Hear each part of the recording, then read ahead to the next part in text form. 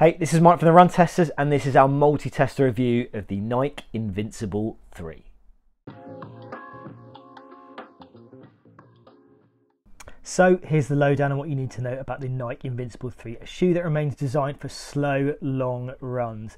It's priced at £170 in the UK and $180 in the US. That puts it up against max cushion shoes like the Asics Gel Nimbus 25, and is pricier than the Saucony Triumph 20 and the New Balance Fresh Foam X More V4.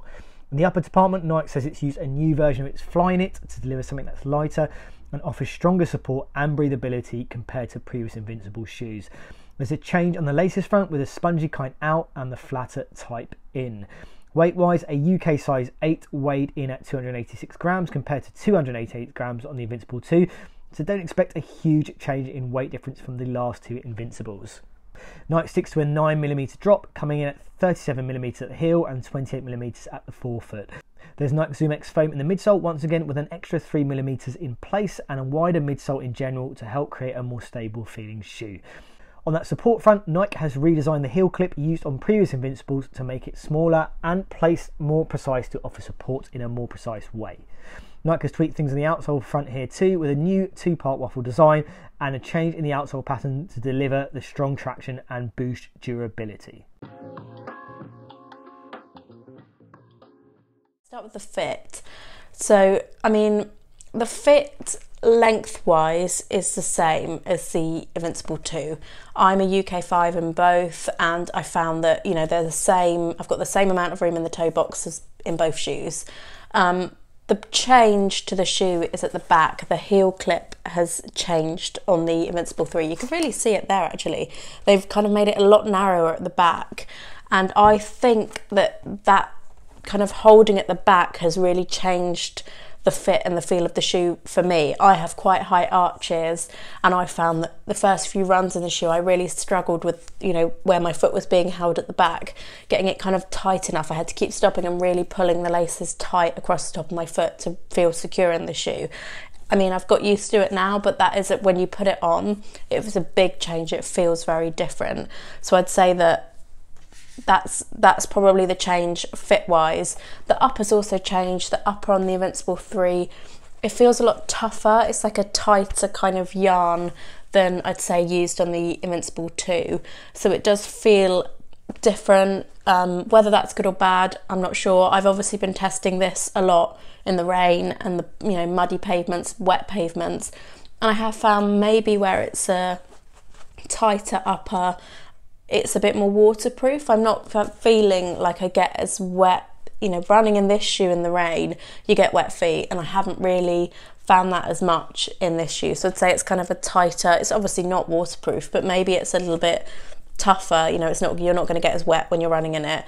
But yeah, fit wise they're similar, but the heel clip has definitely made it feel a bit different when you first put it on. So the Invincible 3 fit me well in my normal size. I had no concerns at all about the toe box or the midfoot. The heel is a little looser than the previous version, I'd say that for sure. I didn't have any problems with rubbing myself, but it'll be something to look out for with this shoe, that the heel design isn't as good as on the past versions of the shoe. But yeah, for me, no concerns, true to size. Fit for me in the Invincible 3 is true to size. I wouldn't size up or down in this, and I didn't have any issues with the heel clip, which is something that might get mentioned in this video, but I found it fine, true to size. So fit for me has been absolutely fine on the Nike Invincible 3, which actually is an improvement on the Invincible 2, which I found ran a little bit long, whereas I think with the Invincible 3, I would definitely go true to size. It felt true to size in my UK size 8. I think, you know, you're getting good enough space up front in the toes. I do find that maybe it does narrow a little bit more in the midfoot compared to the Invincible 2, which maybe kind of locks things in a little bit nicer in comparison to the Invincible 2, but ultimately it's been absolutely fine. You're losing a little bit of padding at the heel, but ultimately you've still got quite a bit in the kind of inside of the shoe as well. You've got a similar tongue. The laces have changed. I quite like the spongy laces from a comfort point of view, but ultimately maybe this gives you a little bit more of a kind of lockdown or better lockdown than the previous shoe. So yeah, for me, I would go true to size in the Invincible 3. I definitely felt it fitted better and more true to size than the Invincible 2. So the run test. I still love this shoe. It's still one of my all-time favourite shoes. Nike would have to do a lot to this shoe to really make me not love it. That said, it is different. The changes between the 2 and the 3 are a lot more than the changes between the 1 and the 2, which weren't really even that noticeable underfoot. This does feel different, and it's taken me a little while to accept that. I don't love change, but here we are. I'd say the first thing you'll really notice is this shoe is like, I've always said it's like a big rubber ring of ZoomX foam around your foot in the Invincible 2, and that's changed in the Invincible 3. You've still got this kind of bunion of ZoomX foam around the forefoot, but it's much more strategic. Nike has kind of changed. You're not in that same sort of rubber ring. It looks a lot sleeker, a bit more grown up, I think would be how I'd describe it. But you've not got that same kind of, you don't put it on and feel like your whole foot's encased in the ZoomX foam anymore. Again, it's personal preference. I loved how this felt. You still definitely sink into this shoe. You're still very close to all that ZoomX foam. I think there's more ZoomX foam under your foot, but it does feel a bit different. I think it feels a bit more, not firmer, definitely not firmer, but a bit more kind of supportive, a bit more stable. And again, whether that's a good or bad thing depends on you. I know that I definitely, when I get tired at the end of a long run, my foot tends to roll in a bit. I can see that on the tread of all my shoes. And I feel like this shoe is good for runners like me that tend to roll in. It's a bit more supportive. But I think if you're a completely neutral runner and you've loved this shoe, I would save your money and I'd buy as many versions of this one as you can, because this one definitely has more support. And I'd wonder if you're a completely neutral runner, whether that having support where you don't need it can be a bit uncomfortable underfoot. I'd say the outsole is also quite different. I've always struggled with this kind of outsole and I found it really slippy. I've said it before, I found it really slippy on wet pavements. They haven't changed it dramatically, but these lugs are different. They are a bit deeper, and I have, tested this in the rain and not had any issues with slipping. So that is a good improvement. But yeah, I'd say it does feel different. If you're a completely neutral runner, I wonder how you'll get on with the changes in this shoe. But if you've never run in the Invincible before, you will still put this shoe on and think, oh my God, it's so comfy, it's so bouncy, it's so plush. So I'm probably being unfair because I've run in both, and it is still a super fun, super good, easy run, comfortable shoe. I've done some kind of long runs in this, I've done easy runs in this, and I picked up the pace and done a few tempo sessions in this. And the beauty of the ZoomX foam is that it can handle all of that. It's not just an everyday kind of easy running shoe. It obviously is max cushioned, but I've really enjoyed running in this. So the Invincible range, the 1 and the 2 were pretty similar, and they're an extreme shoe. They're like the softest cushion shoe that you can get, softest max cushion shoe you can get. And those two shoes really excelled in that area. If you really want a lot of max cushioning, you want a lot of squish in your shoe, that's the shoe. Those are the shoes to go for. There's nothing that really compares with them, and they sit at the far end of the scale when it comes to that softness and squishiness.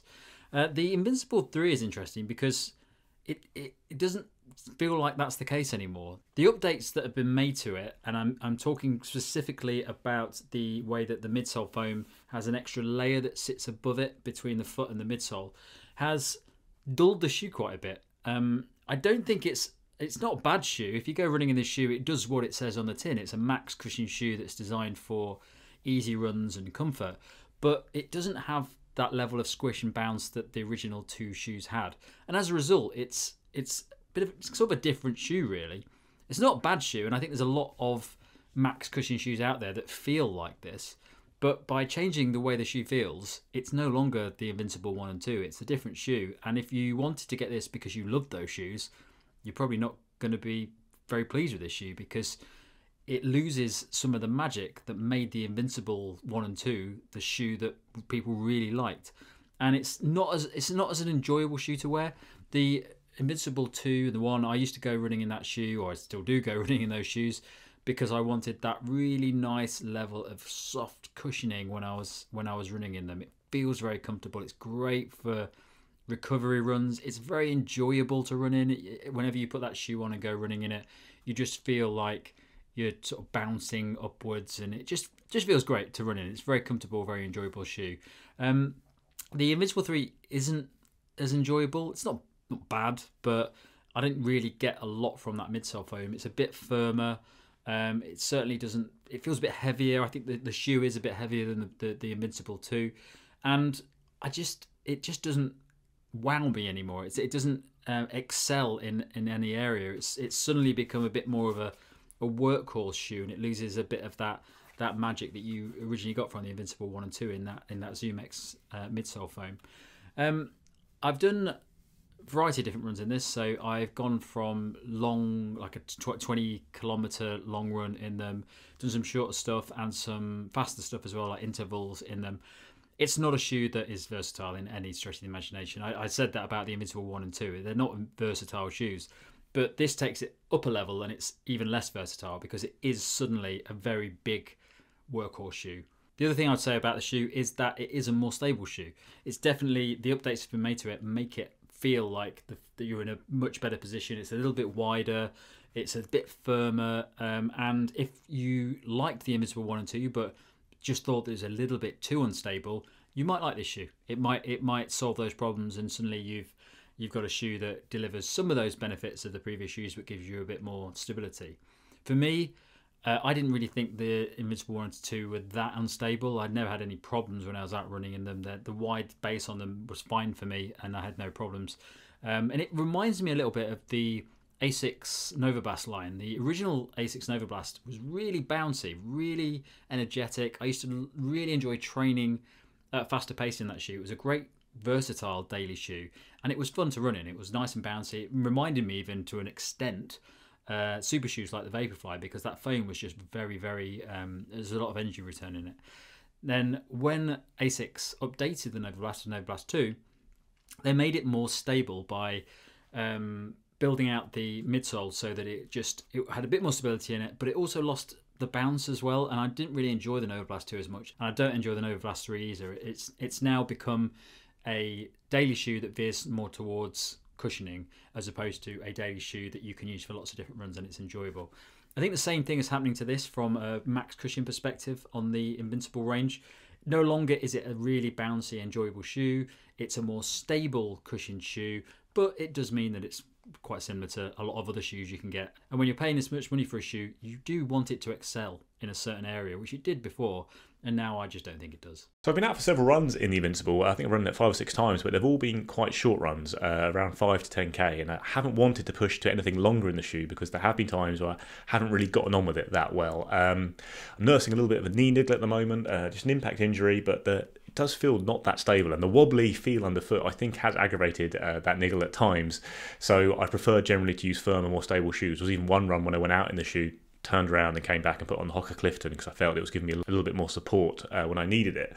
However, that might all be in my head. I don't think it's like a dangerously unstable shoe or anything like that. Indeed, it's a little bit more stable than previous versions of the shoe, thanks to the changes Nike has made. But at the same time, I don't think those changes have made it a stable shoe. Like, I still think this is a wobbly shoe, which is fun at times, certainly. It's wobbly and bouncy. It's not just wobbly. But at the same time, I do worry about using it when I have got little things that I'm worried about in my body or my legs, or I'm very tired, and that's very much the case with past versions of the Invincible as well. Like, it still feels like the Invincible underfoot. It's got a nice bouncy ride. I think it's lost a little bit of that, a very small amount. I think just because the shoe is a bit heavier than the previous versions of it, and the redesigned fit and heel clip just lose a little bit of the bounce there, but it is still very recognisably the Invincible underfoot. There's not really any other shoe on the market that can replicate the feeling of the bouncy ZoomX midsole when you really are enjoying it, and that is the key when you are enjoying it. So I've said before, the Invincible is a shoe I get on with sometimes and not at other times. So at times, it's like my favourite shoe, the Invincible 2 anyway. I really love going out on it when my legs are feeling pretty fresh. It's just the most fun, easy day shoe you can have. It's really bouncy, it's really fun. It's got that ZoomX midsole, which creates a ride that you can't really get from anything else, and I love it, and I want to put it on all the time. And it's also not completely lacking in versatility. That ZoomX midsole is pretty bouncy for slightly faster stuff, although it is obviously best kept for easy and long runs.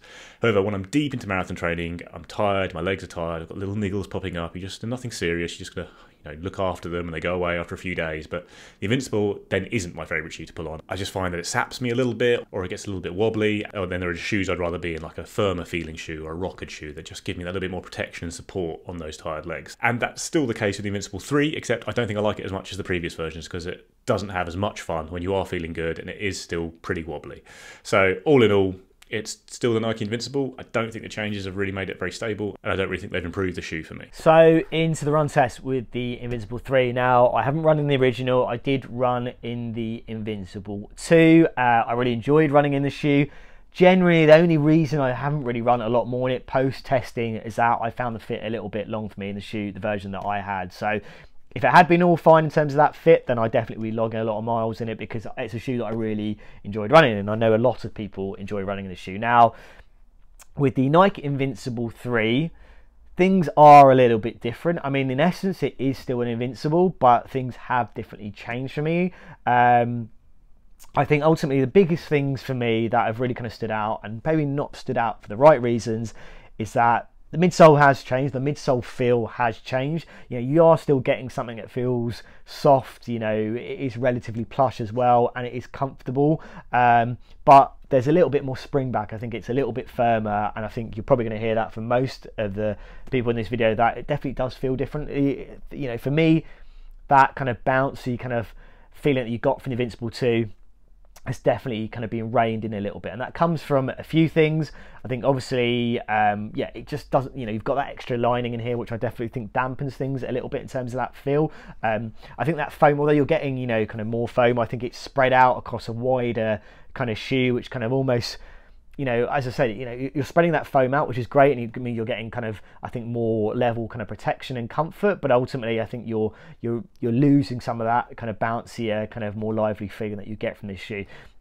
The other thing I wanted to kind of pick out here is the heel clip. Now, the heel clip has changed. It's smaller, but it actually reaches a lot closer to the middle of this shoe. And what I found is I did find, even on my kind of shorter runs, on my longer runs, that I did feel that heel clip, and it's not ideal. Obviously you had a bigger heel clip on the Invincible 2, but I never really felt it. I never felt its presence. It never became a nuisance for me, but I just noticed it on a lot of my runs in the Invincible 3, and that was a reason where I finished running in the shoe and I didn't, it wasn't like, I wasn't blown away by it. There was elements that I enjoyed. I do still think it's a really comfortable shoe. The upper changes, I think, are generally positive ones, but just some little bits here in terms of those things that are making it a more controlled feeling shoe to run in. Didn't quite work for me.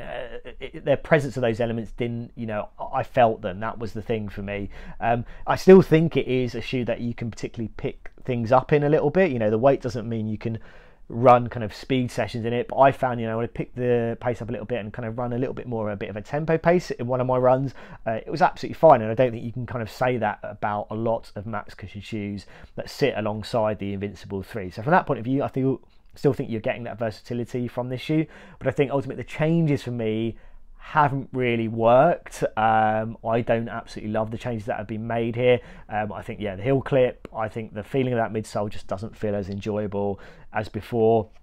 The outsole has been absolutely fine for me. It's slightly changed in terms of that pattern, in terms of the layout. The grip has been generally fine. I've only been running kind of in dry roads and pavement, so from that point of view, it's been absolutely fine. I think you're probably going to get a similar level of durability from the shoe to the Invincible 2, despite things kind of changing. It's still a kind of two-part outsole, protects similar areas. I think you lose a little bit of the heel compared to the Invincible 2, but generally the grip and traction has been fine for me. So run test-wise, I think it's been fine on those kind of long, easy runs, but ultimately I don't love the ride as much as I do on what I did on the Nike Invincible 2. I don't think the changes have necessarily worked for me personally in terms of what I really liked or really appreciated in the previous Invincible. So my verdict, I think by putting in all of the extra stability features in this shoe, Nike have really opened it up to more runners. I think it's, beginners can wear this. I would still wear this on easy run days, marathon training. But by adding that by making it feel a lot more stable, it's opened it up to runners that need more support.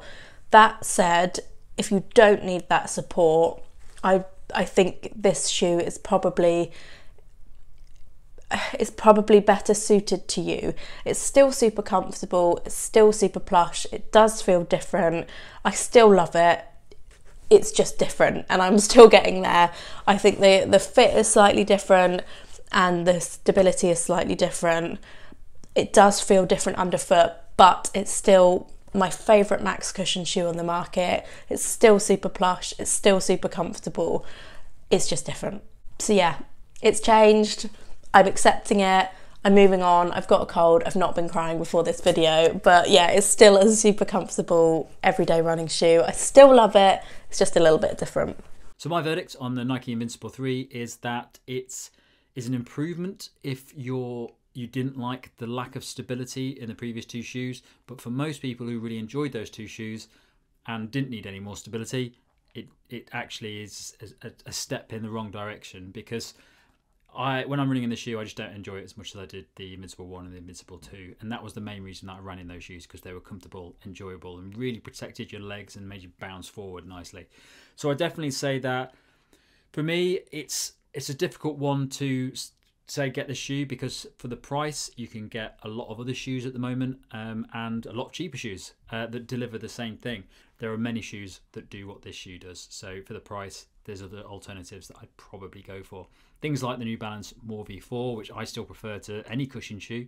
But I do think that now that the Invincible has been updated to the Invincible 3, I think the More V4 is a better alternative to this. It's a little bit firmer than the Invincible 2, but about the same as this really. Probably a little bit more squish in this shoe, but not a lot. So I would say a good option if you like the Invincible 2 but it wasn't stable enough, but if you're looking for the sort of soft cushioning and bounce that you got from the Invincible 1 and 2, you're not going to get it with this. So the Invincible 3 is still, the Invincible. It's got that fun, bouncy ride with the big stack of ZoomX foam in the midsole, but I don't really think the changes here have done what maybe Nike was setting out to do with the shoe. I don't think it's made it very stable, and it's still a shoe that I don't like using when I am feeling like I need some stability.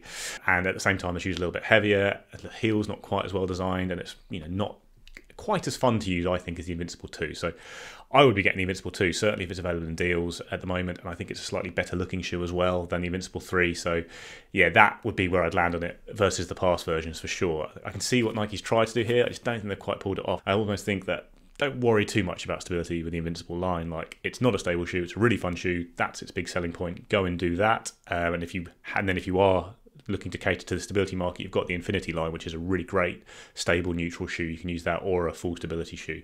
So yeah, the Invincible, it still has that fun ride. I don't think that it's changed that much underfoot. It's made it a teensy tiny bit less enjoyable for me without really creating enough stability to make it worth those changes. I think you look at compared to some of the other max cushion shoes on the market out there, you can see others that are really built to be a bit more protective. Something like the New Balance More V4 is duller underfoot. The ride's not as fun, but it's got that very stable feeling, a rocker, slightly firmer foam, and it creates a protective ride that works very well for just rolling through high mileage on tired legs. And then something like the Asics Gel Nimbus 25, which is a bit more lively than the More V4 for sure. It's not as bouncy and soft as the Invincible, but it's pretty soft and it's got a nice smooth ride, and I think it's a much more balanced shoe than the Invincible, and probably will work better for most people as a max cushion shoe that is quite fun to run in, but is a bit more stable and protective and supportive than the Invincible, even though it has got a very high price tag. But so has the Invincible. All these max cushion shoes are getting a little bit out of hand in terms of the price tag. So yeah, overall, you can see what Nike was going for here. It hasn't quite hit the mark for me, the Invincible 3. I'd probably be trying to scoop up a deal on the Invincible 2 because I find that just a little bit more fun to run in. So my verdict on the Nike Invincible 3 is that I think if you like the idea of a more stable version of the Invincible, then this is absolutely going to be up your street. And I do still think it's a very good shoe for those kind of long, easy recovery style runs. If you like the wilder side of the Invincible and the Invincible 2, which is the one that I ran in mostly, which I did personally, then I think you're going to be slightly let down about how this shoe feels to run. That's definitely been muted here. And I didn't absolutely love it from that point of view. I think it's been fine, but I think it's lost a little bit of the excitement that you got with the Invincible in previous kind of generations. I also had issues with this kind of longer heel clip as well, which really has kind of put me off from really wanting to run a lot more in it. I just felt it on a lot of my runs that I did with it, even kind of on the longer stuff as well. So for me, I think there's changes here. I don't necessarily think the changes have worked for me. I think it will work for some runners that maybe didn't quite feel comfortable in running in maybe the Invincible. It didn't quite work for them. I do think there are some changes on the positive side, but for me personally, it hasn't really worked for me. It's not a shoe that I would necessarily pick. I think at the moment, based on that feeling, based on that kind of presence of that heel clip, and just not feeling as lively or enjoyable to kind of run in, I don't think. I would personally, if you look at the other max cushion shoes, you've got things like New Balance Fresh Foam More V4, the Asics Gel Nimbus 25, the Saucony Triumph 20. I think personally I would be spending more time on the Saucony Triumph 20. I think the combination of the upper, the feeling of that midsole, and the kind of, I think you've got something that's a little bit versatile there as well. Maybe not quite as versatile as the Invincible 3, but I think there's enough there to kind of run a little bit or a touch quicker in it as well. And I think that works as a really good package. I think also the Asics Gel Nimbus 25, which we'll get into in another video, I think maybe the ride is a little bit nicer on the Invincible 3, but I think ultimately you're getting something that's very well suited for eating up a lot of mileage. It's very comfortable. The upper works really nice, so you've got a really nice kind of feeling, kind of plush midsole, a little bit like you're getting with the Invincible 3 here. So I think, yeah, for me personally, it's not quite worked for me. It's not a shoe that I think is going to kind of jump into my rotation in terms of being my kind of slow, easy recovery run. I do think it fits a little bit better than the Invincible 2, but ultimately the changes I don't think are necessarily been for the better for me personally in terms of my experience. Okay, so there you have it. That is our take on the Nike Invincible 3. If you've got any questions about this shoe or other shoes you want to see it compared to, let us know in the comments. Thanks to Sport Shoes for providing the sample that myself, Tom and Jane used in this video. As always, like and subscribe, hit that little bell to find out about latest videos, and yeah, we'll see you in the next Run Testers video.